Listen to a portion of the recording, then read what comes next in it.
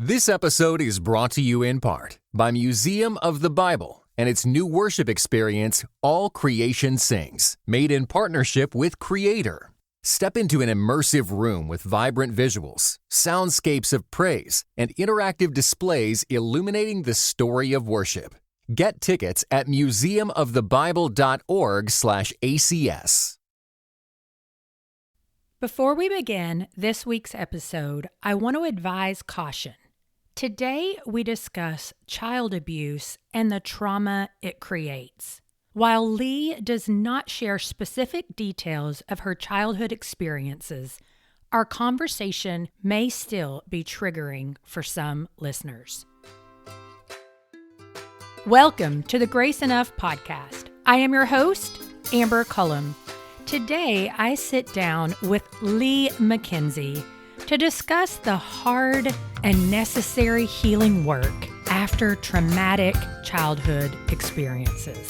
Leigh's book, She Seems So Normal, Shatter the Plastic Princess, Embrace Authentic Faith, is a documentary narrative journey of uncovering long-hidden sexual abuse and her journey of embracing authentic faith through the help of Jesus, mentors, prayer warriors, therapists, and the work of the Holy Spirit. Speaking of Leigh's book, She Seems So Normal, do you enjoy reading Christian books but often feel overwhelmed with which one to read next? Or do you have a few tried and true authors but you're ready to branch out? Yes? I have created a free resource for you. 8 books that were influential in ways that surprised me. So if you're not sure what to read next, head on over to graceenoughpodcast.com/books to get that list of 8 influential books for free. Good morning, Leigh, and welcome to the Grace Enough podcast. Oh my gosh, Amber, thank you so much for having me on your podcast today. It's such an honor. I've been looking, and I got to start off with congratulations. I see that you just celebrated 200 episodes. Thank That's a you. mind-blowing. That is amazing. Congratulations. That's huge. Thank you so much. 200 wonderful conversations. I tell people all the time, I'm like, but don't go back and start at number 1. No, because I've learned a lot since then, right? Please don't judge me by my first one. And I love, you've had amazing people on recently. Karis, I know Karis Snyder. Yes. She's incredible. The Lisa Turkis. You've got the Erica Wiggenhorn. Cool. Lisa Saruga, one of my trauma sisters. Loved her. And then you had Dr. Diane Langberg on recently. And my co-author of the next book actually worked with her at the American Bible Society on some of the stuff that she did there. He's like in awe of her. He's like, she's amazing. We need to check out some of her work. So thank you for doing the hard interviews and You're welcome. The deep ones. And oh man, thank you for doing what you do. I appreciate it. Well, and that's the thing. We're going to talk about some hard stuff today. And I think my listeners definitely know at this point that hard and good go hand in hand. And I believe that wholeheartedly. We just kind of got to keep our eyes open. And so much of it is in the weight. So as we dive in today, I typically start with people sharing a little about their faith journey. But what I want you to start with is tell me a little bit about your family life as a child. Well, I was born outside of the United States. My dad was a scientist and he traveled a lot all throughout Central and South America. And he was kind of absent as I was growing as a baby. And when we came to the United States, there was a rift, I think, that had grown between himself and my mom, and they were divorced. And it was at that time, my mom was trying to find, I don't know what she was trying to find, but she inadvertently had brought in people into our lives, my sister and me, into our lives that were not good, that were actually predatory abusers. And so I grew up being the quote unquote favorite of our resident predatory abuser. So that was my life growing up. I grew up on ranches out in the West, and I was a little squirrel. Is your sister, is she younger or older than you? My sister perceives me. She's 6 years older than me. Well, she's 5 or 6 years older. She likes it when I say five. So yeah, my primary caretaker is what she kind of was. So Really? we had a very interesting lifestyle. We spent a lot of times back then. This is 35, 40 years ago. That was when kids were allowed in bars. So we just kind of waited around until the grownups were ready to go. And yeah, it wasn't your classic traditional growing up, I think. Well, and so tell me, at that point, when your parents did get divorced, did you have much of a relationship with your dad from that point forward? Back then, my mom had decided that she would move from where my dad lived and take us to the furthest corner of Colorado that she could in order to, I mean, it would be like a 10, 15-hour drive just to see us. Yeah. And so we were really isolated. We didn't have people who knew us or family members or anything like that around us. And so there was it was a hard cut. And I loved my daddy when I was little. I still remember how he held me. And I don't know how I have these memories, but I just know that he adored me. And so it was really hard. Yeah. Yeah. And I mean, it's interesting too, when you think about as children, I mean, even now, like when did my memories really begin? Like the solid ones, but then you'll have random ones from when you were really, really, really young. And I suspect you've probably gone through some extensive counseling that reaches back into those memories. Am I right in saying that? You're spot on in saying that. I had a lot of like spot memories that I was like, where did that come from? Like, I don't understand that. And when you ask, the family lore kicks in about how to explain that strange little thing that happened, that weird memory. One of the ones specifically I do remember is there were parties that we'd go to, and now I understand them to be grooming parties to get children used to being held by other people that aren't their family members. And I was really little. I had to have been under 3. And I'm running through the legs of people, and people keep trying to grab at me to pick me up. And I remember my dreams are people trying to grab at me, the nightmares. And then I'm being picked up and thinking to my little self, put me down. You're not my daddy. You're not my daddy. Leave me alone. And then being dropped. I remember like one time being dropped many times. And so how do you explain that? There's no explanation for that. But now I understand through the therapy, through a variety. And honestly, I believe it's through the Holy Spirit going, you don't need to know about any of this until you can handle the truth. Right.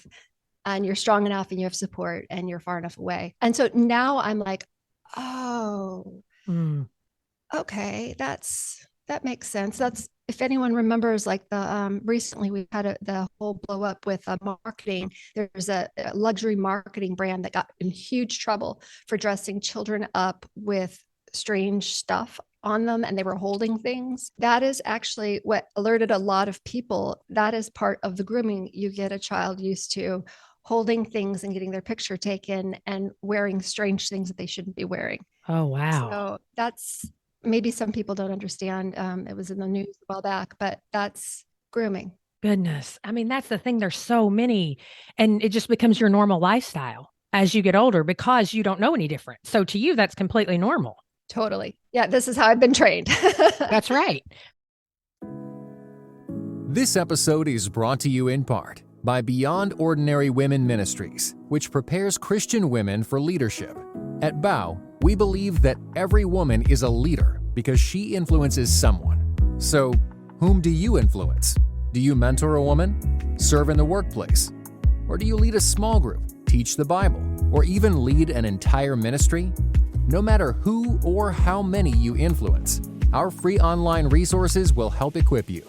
Our videos, podcast episodes, and articles from experienced women leaders will encourage you and perfect your leadership skills. They offer wisdom for dealing with ministry pitfalls, current biblical issues, health for your own soul, and insights for shepherding others well. In addition, BOW offers Bible studies designed to connect women of multiple generations. They provide a challenge to both women new to the Bible and those wanting to dig deeper. Be our guest and browse all of our free resources and low-cost Bible studies at beyondordinarywomen.org.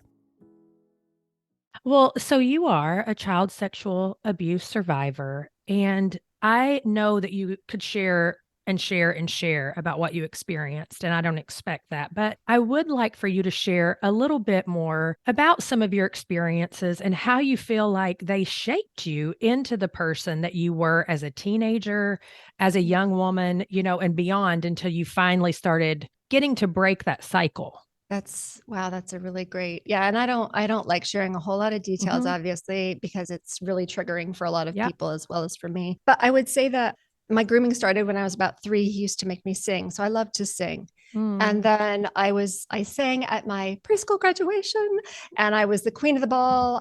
I was so excited that I got the solo. And that was the night actually that he took away my voice. He took away my innocence and I had just graduated from preschool. And so I know how that shaped me. It silenced me. I was afraid to sing again. My solo singing really stopped for school, but I was prompted in the bars to come forth and sing at whatever time of the night and dance to the jukebox and then be told to shut up and go back in the corner and everyone's laughing, another round of drinks. And I became trained. It's almost like you flip the switch and Leigh goes on, she's ready. And then when you're done with her, she's shamed and walks into the corner. And so I think one of the gifts of trauma is that I have the ability to switch really fast and turn on and light up and perform and then shut down. That is good and bad. It also makes us, a lot of this is when you're always wary of the people around you, you become very hypersensitive. I'm hypersensitive to sounds and smells. I'm very hypersensitive to movement. And while that makes me an amazing person, if you have hired me to do an HD broadcast for a megachurch, that is like a gift that I have. I'm the squirrel. I look around and I can see something. It attracts my attention. I'm concerned about it. Safety is always my number one thing. I'm great to have on a mission trip when you go to a third world country because I always know the way out. So that's kind of what ends up happening. And it's this constant state of alertness. There's also other stuff. My primary abuser wasn't interested and threw me away when I began going through puberty. I aged out. And that just made room for other abusers to kind of come in and continue the work that he had done with me. But that whole thing also, the body dysmorphia, why does he hate me now? What did I do? Oh, I'm changing. He's talking about how my body's changing. If I could just get back, and not that I wanted it, but just be nice to me. You have the sympathetic responses, and one is called fawning. Now it's a new one, not just the fight, flight, and freak out and freeze. It's the fawning and like, please just be nice to me. Please don't be mean to me anymore. If I can get back down and look the way I looked before, would you be nicer to me now? And so that, as you can well imagine, the self-hate, how I look, the words he said to me, that really carries on. And that's something that therapy, I'm still working through that. I'm 51 years old and I still am trying to break the cassette tapes that were recorded. And how I feel and what I believe about how God created me to be, who God created me to be, how I am physically. I'm still working through that.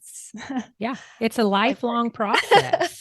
It really is, because I can hear in my mind even now some people saying, why would you care? Finally, he's done with you. But if you dive into what happens to our brain in any kind of trauma, any at all, you will see that that's just not the way it works. You don't just all of a sudden wake up and say, I'm done. That's why people who have been trafficked go back into trafficking. If you need more answers, go read some research on how our brains respond to trauma and listen to several of the episodes that Leigh mentioned earlier. But tell me this then. At some point, Jesus became a part of your life. And I am also not the one. I think that Jesus is the answer, but I don't use him as a Band-Aid to make all of the bad things go away. And I know you know what I mean when I say that. But was Jesus a part of your early childhood? Did you have any misconceptions of him? Because so often we look at him the way that we look at our earthly father or that figure. So share a little bit about that with us. I know from very early on, I don't even know why, but even in the preschool ages and that time I prayed. I don't know why I prayed. I prayed for the animals. I prayed for the chickens, the horses, and the goats, and blah, blah, blah. My teacher, blah, blah, blah. I prayed for everything. And I don't know who I was praying to or what I was praying to, but I think as I went through, especially, so that was little me. And then I have my middle me ages, which is like the 7, 8, 9, 10, 11. And then I have the teen me ages, which are the scary ones. And I just knew I was searching for something. I don't know what it was. Yeah. I just knew that I didn't have it. I tried to manufacture something to save me. I did everything my little brain could do to figure out a way. And when I was in high school, I had a boyfriend who I was always drawn to the good guys. And he talked with me about Jesus. And so I heard a little bit about it. And then, the soil was not ready, obviously. And I kept seeking. And I kept seeking. And it was funny. It was not until our son was finally born after about 10 years of marriage. Couldn't have babies. And I'm like, oh, now I know I probably had a very difficult time conceiving children because of the damage done. But I just remember looking at this baby coming out. If he could have had an APGAR score of 10, I mean, he was the bouncing baby boy screaming from the start. He was strong. He was healthy. He was hungry.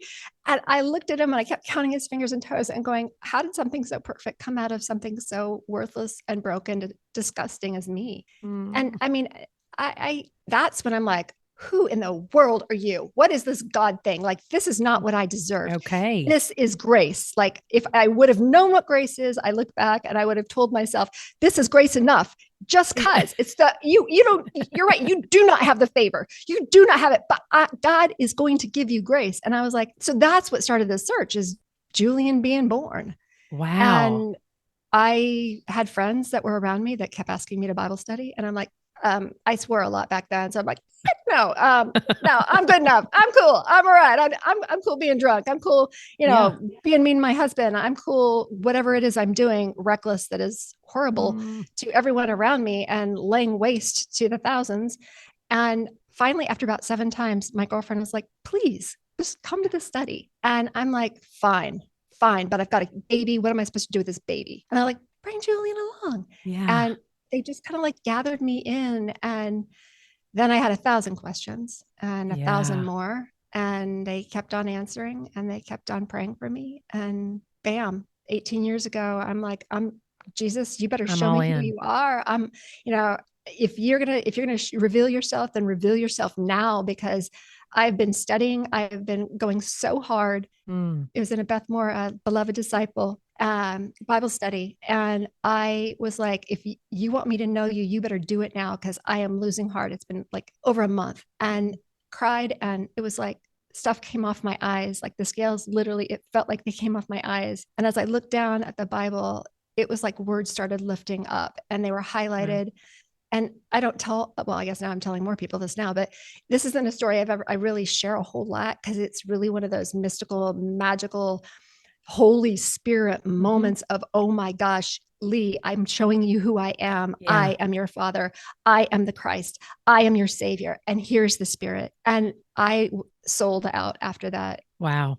Everything changed in our marriage. I stopped swearing. I stopped drinking. I stopped a whole lot of things. And my husband thought I was going nuts, because he'd never known anything different, right? No, he's like, who are you? What's going on with you? And what's this church thing doing to you? And that was the beginning of the last 17, 18 years of ministry. So at that point, had you already embarked on a healing journey from all that you had experienced as a child and teen? No, I had gone only one time to a therapist. I had suicidal ideations when I was about 27, 28. I just couldn't keep the garbage down anymore, but I didn't know why. I had one abuser that I realized was an abuser. I knew him as the sexual predator. And I thought, but it was just a little bit of abuse. It was my babysitter's husband in 2nd grade. And I'm like, but it wasn't that big of a deal. But it was like, that was kind of the beginning when I went for therapy when I was 27. And then I never had therapy again. I thought I had dealt with it. Okay, why can't you just get over it and move on, right? I mean, what's in the past is in the past, baby. Leave it alone and move forward. And as I move forward in ministry, and as I move forward in a variety of different spaces and places, as a mother, as a wife, as a church leader, I would find that I did not have regular amounts of fruit of the spirit. I didn't have the peace, that's for sure. I had nightmares like crazy. I wondered why. I had strange panic attacks that I didn't realize were panic attacks, meltdowns. I'm probably about 85 to 90% disabled with PTSD, which I did not know. I thought this is normal. The way I deal with life is just my normal, because, she seems so normal. And ironic, huh? And so I just that was a thing. And I was very fortunate to have a mentor, Michelle Novotny, who is a doctor, and she's a doctor with benefits. She's a psychotherapist, and God bless her. You're friends with benefits, right? Oh, yes, I 100% do. Like they can decorate, or they can make like a cake, or they know when to talk and when not to talk. Oh yeah. how to connect. Like, Michelle was a friend with benefits, and she said, I really think, Leigh, that you might want to consider some trauma therapy. And I said, why would I do that? And she said, well, you were abused sexually as a child, right? And I said, oh yeah, it was by the second grade. When I was in second grade, it's the babysitter's husband. No big deal. It wasn't that much, it wasn't a big deal. And she's like, I think you might want to examine that, because you're exhibiting enormous signs, like especially from a psychotherapist point of view. She knows this. She understands what's going on. Why is my anger going out sideways? Why am I unleashing it in places that are completely inappropriate? Why are there responses that I'm having that don't fit what's happened? I actually didn't have any memory of the early trauma until 2019, when we started diving in with a special kind of therapy that has been developed. So it was like, how could I not know this? But as I have spoken with other survivors throughout the years, for some reason, God has given me other survivors that I helped. What I've come up with is that for them, Jesus literally was like, you just look at me. Keep your eyes on me. Don't look at what's going on right now. Just, this is your gift. Here's a gift of dissociation. Here we go. You don't need to remember this. You don't need to remember all the times, everything they've done. Shh, we're just going to be okay. And you're just going to wipe this from your mind until you can handle it. And so in 2019, when I started, I had already assembled prayer warriors that were around me, my Instagram girls. You were in the circles there. Back then, I had mentors that were helping. I had professional therapists that were incredible. My family was in it to win it with me. And I mean, really, they're the champions. Jesus Christ, of course, is the champion of my story. He's the hero. But the other champions in the book are really my mentors, my pro sisters, and my husband and kids. Wow. Wow. Well, and PTSD, you've written quite a bit about it in your book. And so I want to read something that you've said. Leigh's book is She Seems So Normal, Shatter the Plastic Princess, Embrace Authentic Faith. It's a documentary narrative of a journey to unearth long hidden, heinous childhood sexual abuse. As a megachurch biblical researchers for preachers, I was the picture of put together plastic princess on the outside, but inside I was dying, believing the enemy's lies and wondering what's wrong with my faith. When I stepped away from the grave of fearful rule-following legalism and into the gardens to embrace authentic faith, I found avenues of recovery and restoration for anxiety, trauma, and shame with Jesus, mentors, prayer warriors, therapists, and the work of the Holy Spirit. Tell us what you mean, because you just shared some of that, but what do you mean by the put together plastic princess in context of the church? I used to be known as the church girl writes when I was on social media before, and I was a blogger. I was a mommy blogger. And I had all sorts of things I was doing for the church. I was doing biblical sermon research. I was putting together sermons and sermon series, et cetera, et cetera. I was helping them with HD broadcast. I was dressing, styling, and making sure everything looked good across all the broadcasts to 17,000 people. And my husband happened to be the chairman elder of the church. And so we were this thing, and we did missions. Everybody knew us. We were the ones that had adopted somebody from Ethiopia, our daughter. Like there was this whole thing, this filter. And especially with social media, and the blog and leadership in church, there was this thing that I felt like I just needed, if I could just play like what I see, then if I could just look like this, like on the outside, I will be. and I will make it that way. And so I was, put on your face, princess, get out there. Even when I was doing worship, I'm crying in between sets because I'm like, I think I'm going to hell. I don't have peace. I don't have love. I don't have joy. I am in the pit right now. And Satan is telling me that I am unholy. And then I'm in the bathroom trying to get my makeup back on and then jumping up and leading the next song. I think there's an honesty. I think I had honest worship because when I did do that worship and when I did serve like I did, it was honest. I wanted nothing but the best for the kingdom. But just because you put lipstick on a pig does not make her a lady. Mm-hmm. And that I was doing all these things that I saw, all the amazing women. There are so many amazing women in my church and in all of our churches, like in our communities. And you're like, I just want to do that. I will, how can I be like her? Yeah. But I didn't let God work on what was deeply rotting my inside. And that was the healing. And that was really the trust. And really, will I give my past over? And the problem with being a plastic princess, Amber, is when the fire comes, everything melts. Mm-hmm. And I had put together this mannequin that everyone thought, oh my gosh, she has it all together. She's so the. And I felt like I had to keep on doing it because I'm the elder's wife. I work for top leadership. She's a Bible teacher. She does this. And it's like, I had no place I could really share. Honestly, I didn't want to cause somebody to stumble.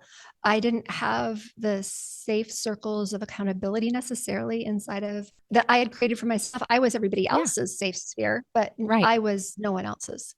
And that's a very dangerous place to be inside the church, especially for leaders. Well, and something that you said earlier, and Tara Matson is somebody that I've recently interviewed, her and her husband, and she's a trauma therapist. And that is one thing she said, basically what you said earlier. The great thing about people who've experienced trauma is they can step up on that stage, pull it all together. I can turn it on.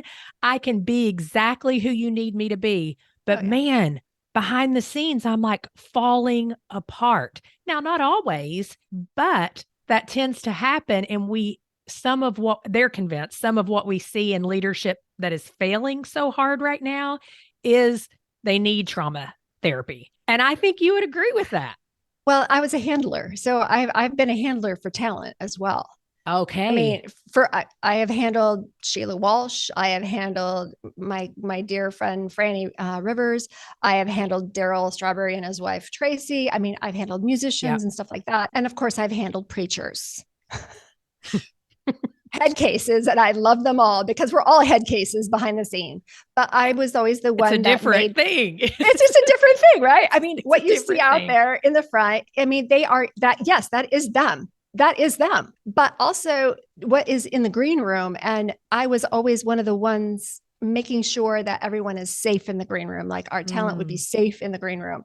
I would be praying for them. I would make sure that everything was ready and set and that they looked good before they went out. Like they didn't have to have any worries when they were in the green room with me that it would go anywhere. They had no worry. Like I have heard about all sorts of crazy in the green room. And it's okay. They're real people. And so you see a lot of people fawning and, oh my gosh, you got to guess what? Lisa Turkis puts her pants on one just leg like at a time. Mm-hmm. She has bad days and sometimes her makeup runs. Bummer. You don't see that because she may have people, but that's her this space. Yeah. That is not her at home in her pajamas. She decided she didn't want to like floss last night. Who cares, right? We are just humans. We are not gods. We are just humans. And I think the sooner that we kick the pedestal out from underneath people, and not in a mean way, like for the people who are watching in the seats, they are just human. They aren't. Yeah, you get a peek behind the curtain, and your view of that changes a bit, and so it should as we grow up. But tell me this: when you started going through trauma therapy, I mean, what happened?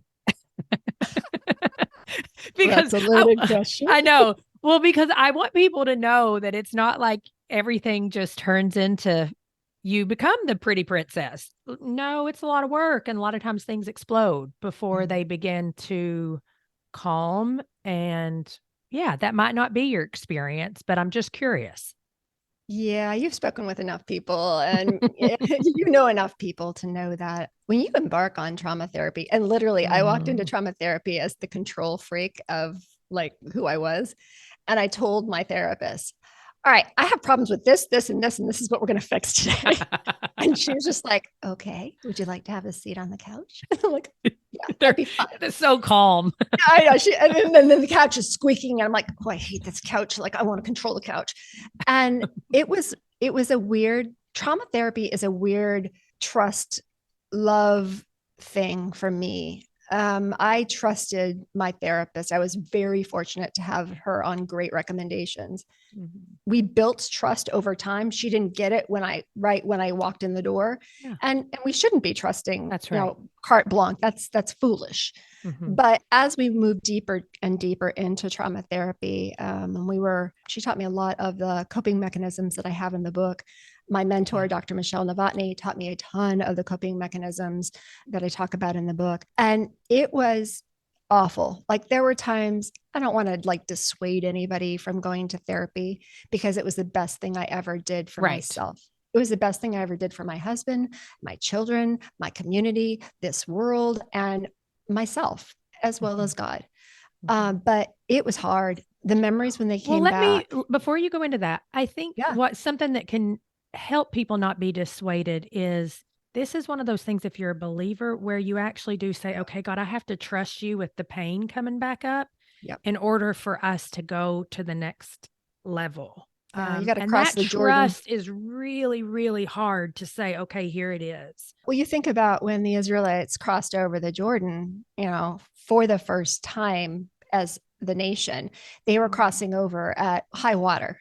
Mhm. And those priests had to put their feet in the water when it was rushing That's past right. them. And I feel like that's kind of what trauma therapy was for me. I wanted to get to the other side, but I was terrified because the Mhm. water seemed really, really, really big. And, Isaiah talks about you're not going to get swept away. Yeah. I'm with you. You will not be washed away. You're not going to drown in us. And I know that for me specifically, I had already built the prayer tribe as well at like I had accountability people intentionally because God had kept putting mentors and friends and praying people around me that were safe that I had to cultivate myself outside of Mhm. the church as a leader. And Mhm. then I also had just people I knew I could call on. I knew I had my husband that was praying earnestly for me, Yeah. and my kids. And so that was kind of the prereq for, I mean, I had faith, but Yeah. this is scary stuff. So I think the idea is that you build your support teams. Mhm. And I don't know if one could go through trauma therapy solo. It's not a tennis match where it's a one-on-one. It is a Right. team sport. It's rugby. And some people are Mm. blocking for you. Some people are in the scrum because they're strong and they can push hard. And then you have others who can handle the ball and run really fast. And I love you that. need everybody on the field for winning the game.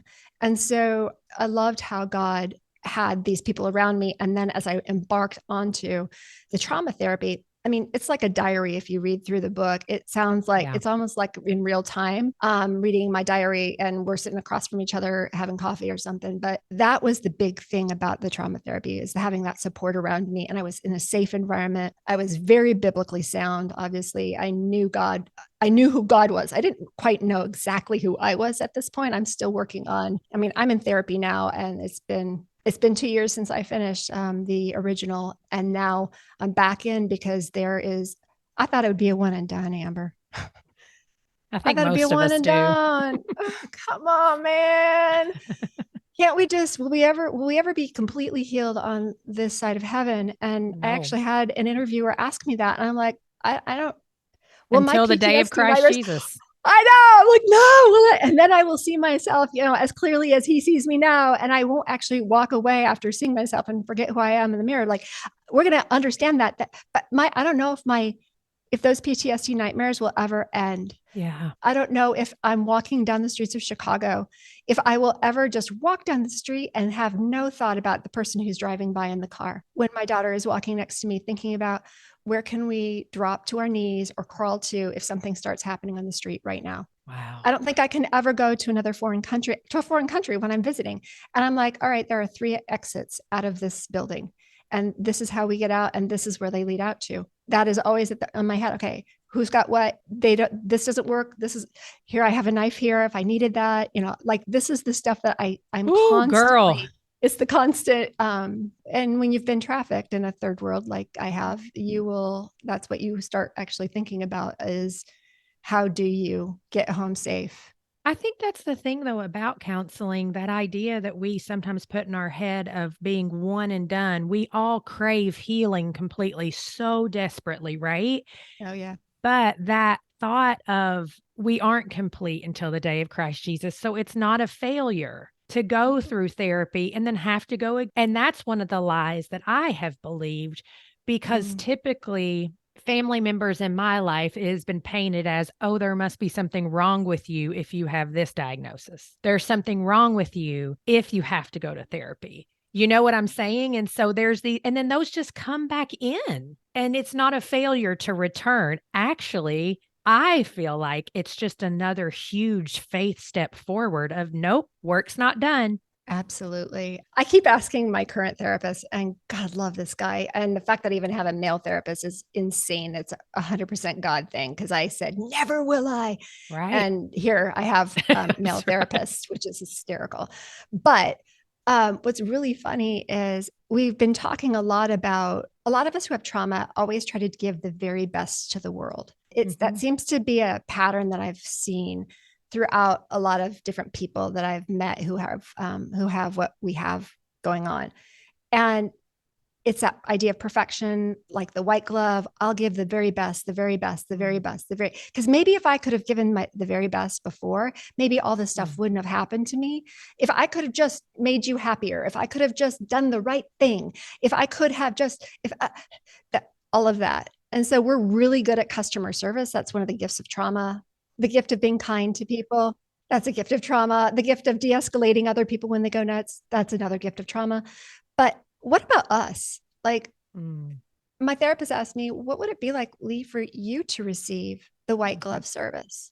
Why? Yeah. I know you don't want to stay in therapy, but this is an investment in you. This is like, I come in every week and give my best, because his deal and my deal with him was, you walk in here, I'm giving 150%. You better be giving me your all. I'm not walking into trauma therapy and I'm not dancing through the pansies. I'm giving 150%. I want your first appointment in the day. I want you fresh and I want you ready when you walk through the door, because I am not messing around here.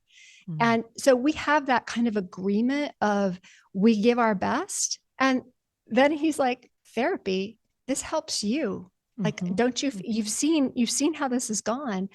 This is a benefit for you. And this is how you help you show up the best way that you can in the world. Be the best iteration of Leigh in the world. Yeah. When you were writing this book, because I know you've written for a long time, and I know that you've wanted to write a book for a long time. Was this the book you wanted to write prior to 2019, or did that shift? This was the book that was ordained for me to write in 2019. As I started down therapy, I was writing for a magazine corporation, and the publisher's wife said, you have to document you need to document the way you tell a story. You've got to document. And so write through whatever. And then Dr. Michelle said the same thing. She's like, go and write now, go document this, go. And I had originally, back in 2020, late 2020, I had actually proposed this book to Christian publishers, but it was pandemic, everyone was kind of like crazy town. It was a crazy town, right? And so weird. I had 3 publishers super interested in the book. And for whatever reason, it didn't end up, the timing and everything didn't end up going. I think that it was a subject people were like, I don't know if I want to touch the subject right now, especially in Christian publishing.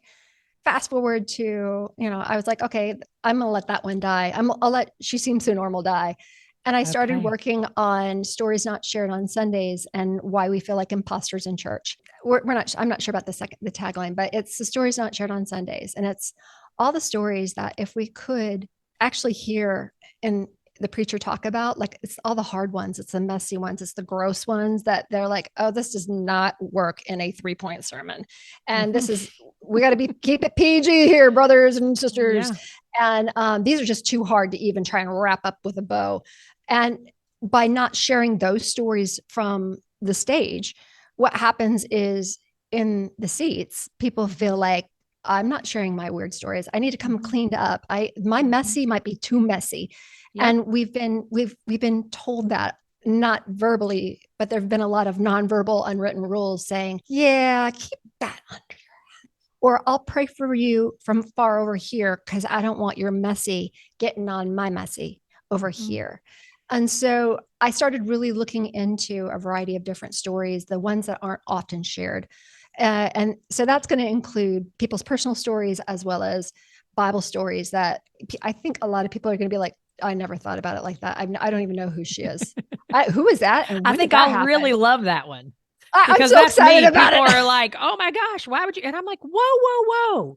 This is the problem, that your 12-year-old is still reading the reader's version of the Bible. Y'all need to know that like people bled all over the place and their skin was rotting off and there was homosexuality going cray all over the place. Like, come on. There was incest. There were girls raping their dad. I mean, yes, and don't go to Revelation because the blood is going to be shoulder high on that day. Like, oh my gosh, why are we doing felt board Bible? Like, can we like get the real stuff? Because the real stuff is what we actually are living in. Because that's and especially now, like if we're going to, all kids now are growing up in a social media world.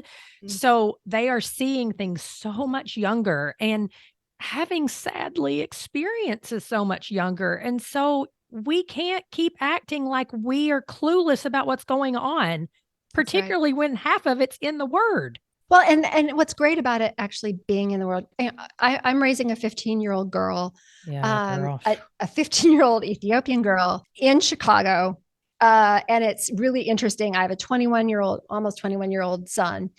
And if we're not talking about it through the lens of, Bible talks about this stuff. Bible talks about rape. It talks about liars. It talks about cheaters. It talks about disheartening things. It talks about pandemics. You only look at Sennacherib and see what happened to his whole army in a single night. Anyway, I could go down that road way too far, but I won't. And it's like, let's talk about a pandemic in the Bible. There were quite a few of them. And God sent it at one point on his own people. So, and then we have to wrestle through that. So let's wrestle through that and see, how do we apply what happened before to what's happening now? Because history will repeat itself. And let's see how God's people handled it. Let's see how not God's people handled it. Right. And let's see what Jesus has to say about it, what God has to say about it. And either don't do the wrong thing or do the right thing. And so that's what as I've gone through Stories Not Shared on Sundays with my co-author, like we're really excited about bringing this, and what is church exactly? What is church? Is it the Kirchen, which is the building, which is a German word, or is it the Greek word, which is the ecclesia and the assembly, the gathering, the people? So I'm a nerd. But come back on the show. We can nerd out later. It's an open invitation.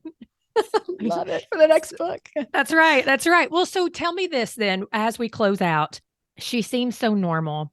Who did you write it for? I know it's for trauma survivors, but I'm talking about if someone's listening right now and they're like, wait a minute, what's even the point? Like, what are we getting at here? Tell me who it's for, what you want her heart to begin to know is true about herself through the eyes of Christ.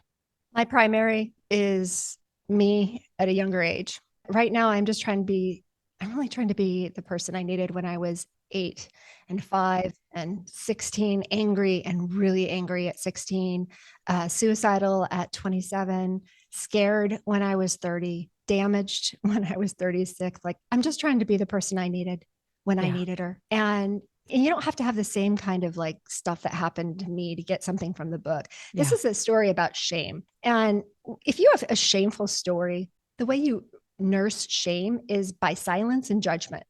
And so if you want to really make someone feel horrifically ashamed, you're going to silence them, or you're not going to talk about it, and you're going to judge them. But if you want to kill shame, you're going to start talking about it. You're going to address it. You're going to tell somebody who's safe, and you're going to start hitting it head on. And so this is kind of I'll go first.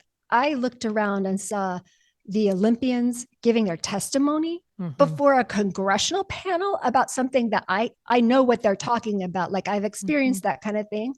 And it's like, you've got to be kidding me. I didn't have to do that, but I'm going to borrow their courage. Right. So right. that is the whole point, I think, of the audience for the book is if you have a shameful story and you need a little bit of courage, if you need a little bit of courage to know that Jesus Christ actually does love you, he actually is all powerful and God is good and he is great, this book is for you. If you are a trauma survivor and you don't believe in Jesus Christ, you don't even know him. I don't care if you're an atheist. Have a read, because take what you need and leave the rest. There's so many practical things inside of the book that it's just a walkthrough from day to day. If you are a friend, a family member, a spouse, whatever, a supporter of somebody who has had a lot of trauma, this book is for you, because it helps to explain what does it look like inside the crazy, and look and see what the people around me did. I mean, it is mind-blowing how God put together the people that supported, and learn from take their example.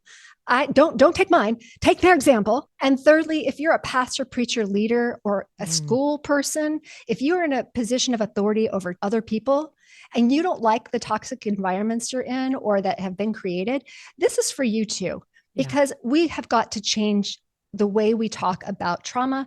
We have to change the way we talk about sexual trauma, domestic trauma, etc. And we have to make it more accessible for people to be able to get the help they need, and not shame them, and give them permission and say, yes, it's not just, and again, you said it before, yes, Jesus, but sometimes for some, you need professional help, and not be ashamed to get the medicine, the professional help, the support that you need. Yes. So, oh, sorry, that was powerful. Sermon. No, I'm all about the sermons on these topics in particular. And so, Leigh, thank you so much for being here today, for the work that you're doing. Share your website before we sign off here. Sure. It's Leigh Mackenzie, Leigh, Mackenzie, MacKenzie.com. Come follow me. I'd love to see you guys. And Amber, thank you. Gosh, thank you so much. Leigh's book, She Seems So Normal, is linked in the show notes. Don't forget to visit graceenoughpodcast.com/books if you're unsure what to read next. There you'll find a free downloadable resource, including 8 books that were influential in ways that surprised me. Thank you for listening to the Grace Enough Podcast. Tune in next time.